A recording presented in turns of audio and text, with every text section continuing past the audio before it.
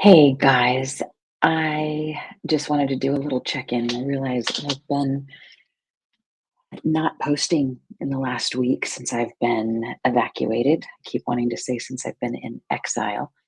Um, Not exile, evacuation. So here's the update. Dana and I survived, and our little dog Pearl survived, and it looks like our house has survived as well. And it's hard to celebrate having a house when so many people have lost theirs. And yet it's worth celebrating. It's just one big cognitive dissonance. And if you haven't heard me post or talk in the last, yeah, I think I posted it, I don't know, a bunch of days ago, but um, as as is the case with me, most of the time I look for the silver lining, and because I look for it, I tend to find it. I also don't want to avoid the deeper, darker, scarier feelings. Anyway, here's the logic. So we are able to, it looks like we can go home tomorrow, maybe the next day. And that's exciting. I'm not excited to look in my refrigerator because no electricity for a week or a week and a half. It's going to be a little science experiment ish in there. So that's not fun. But I am deeply grateful. And here's one of my personal blessings out of this fire. If I'm looking for the magic amid the tragic, I am somebody who has been sort of a postcard visitor of my family, where I love them, and but I just visit on, every month or so, and then on holidays, of course, but I'm a visitor.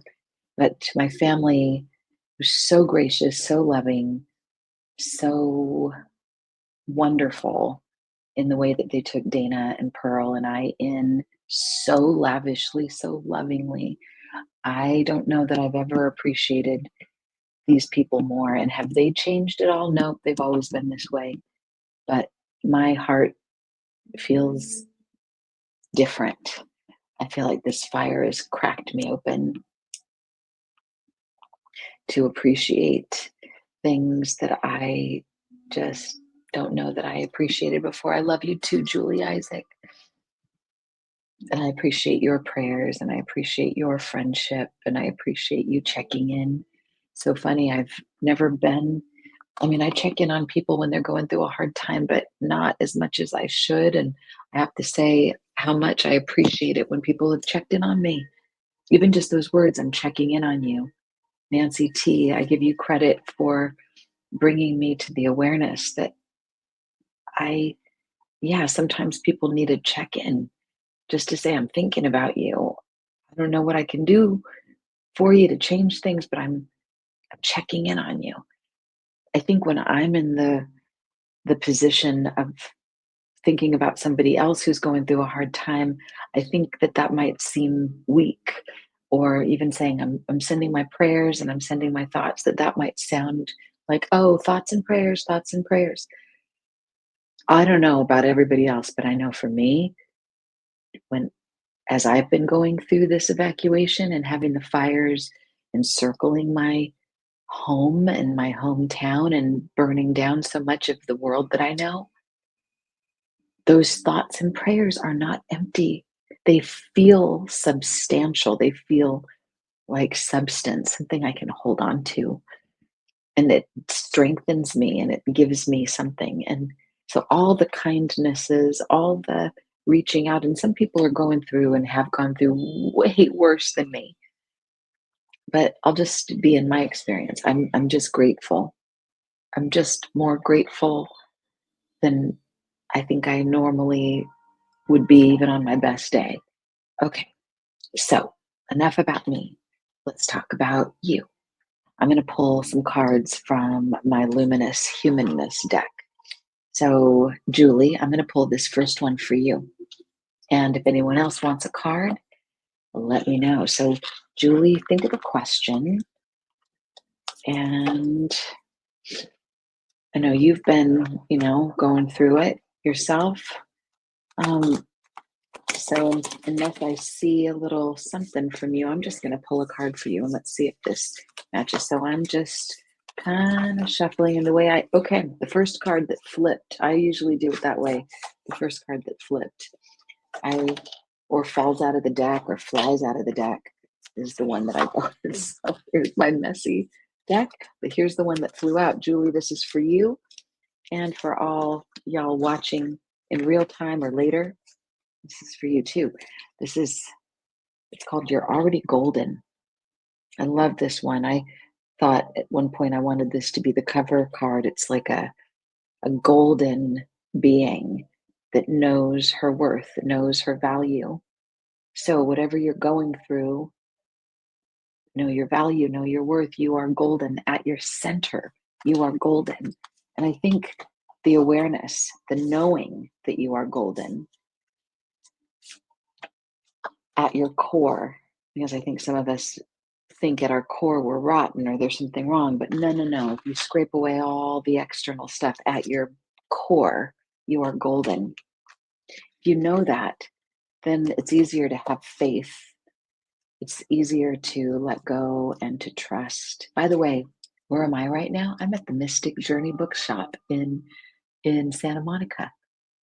And if you want to meet me live, I'm here every Friday. So come get a reading, come get a session. Okay, let me see. So I'm going to read a little bit from this card for you.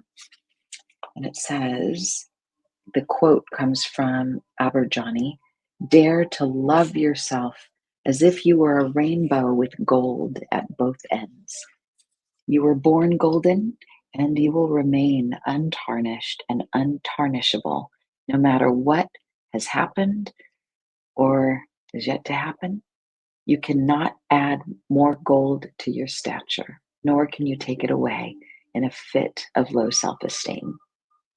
When you remember you are made in the image and likeness of your higher source, the one who created you, you realize your value was proven long ago, before you were born.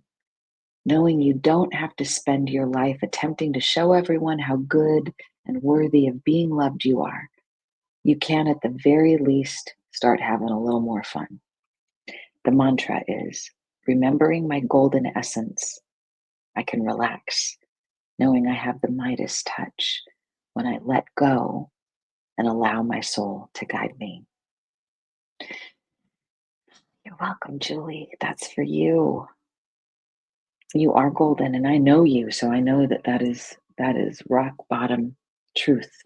Okay, let's pull another one. This is for whoever wants one. If you want one, speak up. Otherwise, I'm just going to pull one for you. Okay, that's what we should do. It's like celebrating what can't be burnt, what doesn't go away in our times of difficulty. And it always comes down to our spiritual essence and the love that we have for each other. So I'm shuffling the cards. All right, let's see what one wants to come out. I think I'll just do one more. So this is from the Luminous Humanness deck. This is from Blue Angel. This is a card deck I did with Layla Savolianian. I never know how to exactly pronounce her name, but isn't her artwork gorgeous? So Luminous Humanness. The way this deck came to me was one day while I was going through a time of deep despair. I thought, okay, God, when I pray, I often feel the need to lift myself up to a higher place, to like find that vibration of God. And on this particular day, I thought, you know what? If you're almighty, if you are infinite, why don't you come down to me? Why don't you bring your luminosity into my humanness? And in that moment, I was on the trail and something just told me to stop. And as I stopped, this elk ran right by me. Like it would have, with the antlers and everything, it would have just crashed right over me. And so I was like, oh, and the words luminous humanness popped in. And I felt like the connection of the divine coming in to my humanness. Okay, so let's see what card wants to speak to us tonight. All right. So think of a question. What do you want to know? Be more specific. Okay, here's the one card that fell out. This one's beautiful. Here we go. Seduced by the sweetness. Seduced by the sweetness. I love this image. It's like a little being inside a flower. And the message of this, and I'll read a little bit of it actually. It's kind of applicable for today. So, one of my favorite quotes, I say this all the time, from Michael Beckwith: pain pushes until inspiration pulls.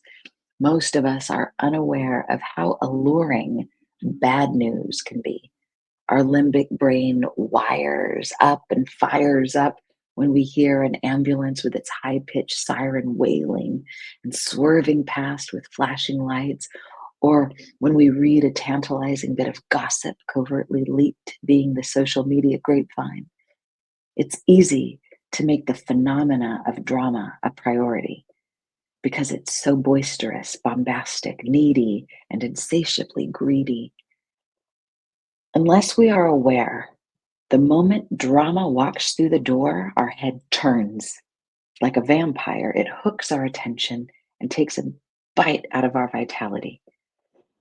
But what happens when you become seduced by the sweetness, mesmerized by the magnificent, and captured by the countless miracles surrounding you at all times? And that includes now.